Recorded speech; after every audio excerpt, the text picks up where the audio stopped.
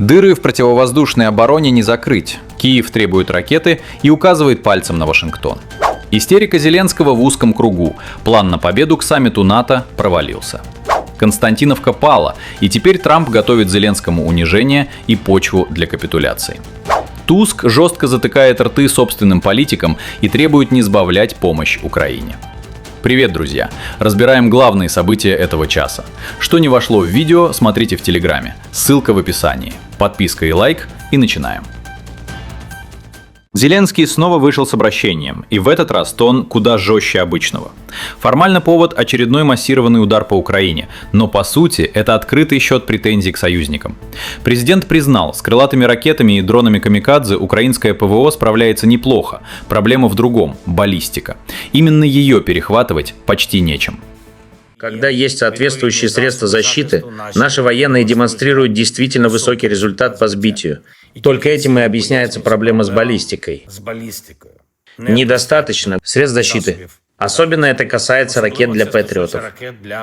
Мы доказали всем партнерам, что нам это нужно. Дальше еще интереснее. Зеленский прямо упрекнул Вашингтон. Соединенные Штаты якобы не хотят делиться технологиями производства патриотов. По его словам, у Украины есть все мощности, чтобы наладить собственное производство. Не хватает только лицензии. Мы давно обращались. Если бы Америка выдала лицензию на производство патриотов, нашего производства хватило бы и для защиты Украины, и для помощи партнерам, которые в этом нуждаются. Мы поддерживаем связь со всеми в мире, кто может помочь с ракетами прямо сейчас. Это наш главный приоритет. По сути, это не просьба, это ультиматум, завуалированный под жалобу. Киев публично намекает, если Америка и дальше будет тянуть, вина за провал ляжет на союзников, а не на украинское командование. Такая риторика не случайность, а расчет. Переложить ответственность за фронт на плечи западных партнеров еще до того, как ситуация станет совсем критической. Отдельно Зеленский заговорил о саммите в Анкаре, встрече лидеров евроатлантических государств. Ожидания завышены до предела. Киев рассчитывает, что там наконец перейдут от разговоров к деньгам и технике. Мы очень надеемся, что саммит в Анкаре, саммит самых сильных евроатлантических государств, не будет пустым, и что наша защита жизни, наше сотрудничество в сфере безопасности. Оборонные возможности здесь, в Европе, и с Америкой станут еще сильнее, благодаря совместной работе и общим решениям. Решения нужны. По факту Зеленский уже заранее ищет виновных в провале саммита, еще до того, как переговоры начались. И ни слова о том, какие шаги сам Киев готов сделать навстречу, чтобы конфликт закончился, а не продолжался и дальше. Зеленский паникует, и об этом заговорили не журналисты, а его же окружение. Точнее, окружение Кличко, который к главе киевского режима давно относится без симпатии и регулярно становится источником неудобных подробностей. По информации, которая просочилась именно из этого круга, Зеленский срывался на крик, доходил до хрипоты и жестко распекал главкома Сырского и министра обороны Федорова. Последние 3 месяца в Киеве строили целую медийную стратегию. Задача была простая на бумаге и почти невыполнимая на деле – убедить западных союзников, что Россия вот-вот рухнет. Под это готовили аргументы, факты, презентации. Все ради одной цели – склонить Дональда Трампа к более жесткой линии в отношении Путина. В украинских кабинетах, судя по всему, всерьез рассчитывали, что одной удачной презентацией можно изменить ход целой войны на бумаге. Ставка была сделана на саммит НАТО в Анкаре. Именно там команда Зеленского планировала выложить перед Трампом неопровержимые доказательства скорого краха России. По сути, весь план держался на одной презентации и надежде, что цифры и слайды окажутся убедительнее реальности на фронте. Но реальность оказалась сильнее сценария. Пока в Киеве готовили аргументы для Анкары, Россия продолжала продвигаться и брать новые территории. План с неопровержимыми доказательствами начал трещать еще до того, как его успели показать. В итоге, вместо уверенного выступления перед союзниками, Зеленский получил истерику за закрытыми дверями.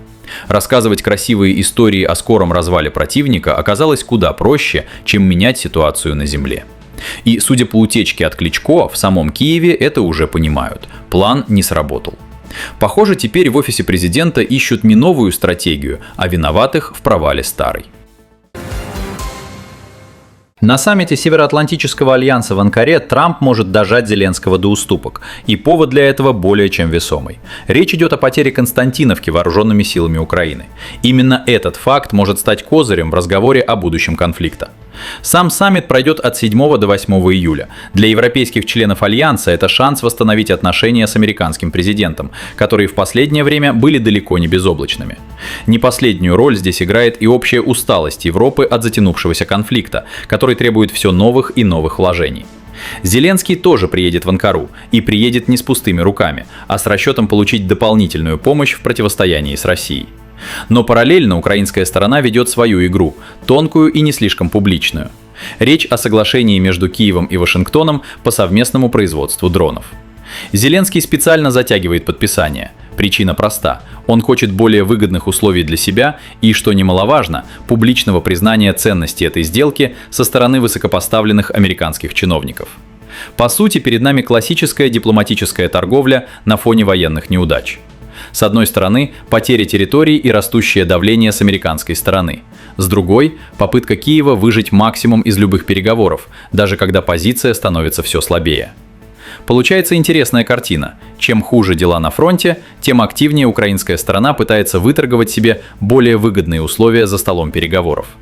Останется ли у Зеленского пространство для торга после Анкары, зависит от того, насколько далеко готов пойти Трамп в требовании конкретных решений, а не очередных обещаний. Польша снова выступает адвокатом Киева, и на этот раз премьер Дональд Туск сделал это предельно жестко.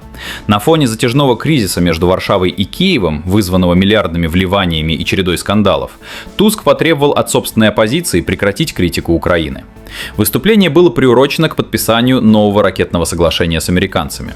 Но по факту прозвучало оно не как техническая новость, а как политическое требование ко всей элите страны – вывести поддержку Киева из внутренней политики полностью. Я вновь обращаюсь ко всем, начиная с президента и заканчивая всеми политиками. Не играйте с огнем. Поддержка Польши и Украины в ее войне против России стала предметом нашего политического и национального консенсуса. По логике Туска, спорить внутри Польши можно о чем угодно. О миграции, об истории, о старых обидах, но военное сотрудничество с Украиной, по его словам, должно оставаться неприкосновенной темой вне всякой критики. Мы можем спорить об истории и наших взаимоотношениях. Мы можем обсуждать, в какой мере мы должны поддерживать беженцев и мигрантов здесь, в Польше. Но ни при каких обстоятельствах мы не должны ставить под угрозу наше сотрудничество с Украиной в ее борьбе с российской агрессией. Дальше Туск пошел на откровенный популизм, напомнил, что в первые месяцы конфликта массовая передача польского оружия Киеву никем не критиковалась, потому что все понимали, это вопрос собственной безопасности Польши. Но вот что премьер предпочел не объяснять, почему тот консенсус разрушен именно сейчас. Ни слова о поведении самого Зеленского, ни слова об усталости польского общества от колоссальных трат на соседа, ни слова о скандалах, которые в последнее время трясут отношения двух стран. Туск фактически заткнул рот внутренним критикам, оставив без ответа главные вопросы. Куда уходят польские деньги и почему Киев позволяет себе резкие выпады в адрес своего главного восточноевропейского донора? Итак, что мы имеем на этот час? Зеленский требует у Запада ракеты и лицензии на патриоты, но при этом уже заранее ищет виноватых в провале саммита, который еще даже не начался. Его же окружение сливает информацию об истерике за закрытыми дверями, пока Киев готовил неопровержимые доказательства скорого краха России. На земле потеря Константиновки, и именно с этим козырем Трамп идет в Анкару говорить с Зеленским об уступках. А Туск в это время затыкает рот собственной оппозиции, лишь бы поддержка Киева не подвергалась сомнению ни на секунду. Разрыв между тем, что говорят в Киеве, и тем, что происходит на фронте, только увеличивается, и саммит в Анкаре может стать моментом, когда его наконец придется признать вслух. Пишите в комментариях, что думаете обо всем этом, я все читаю. Подписка и лайк, если было полезно, и не забывайте про наш телеграм-канал, там больше новостей и без цензуры. С вами был Медиашот, скоро увидимся, всем пока.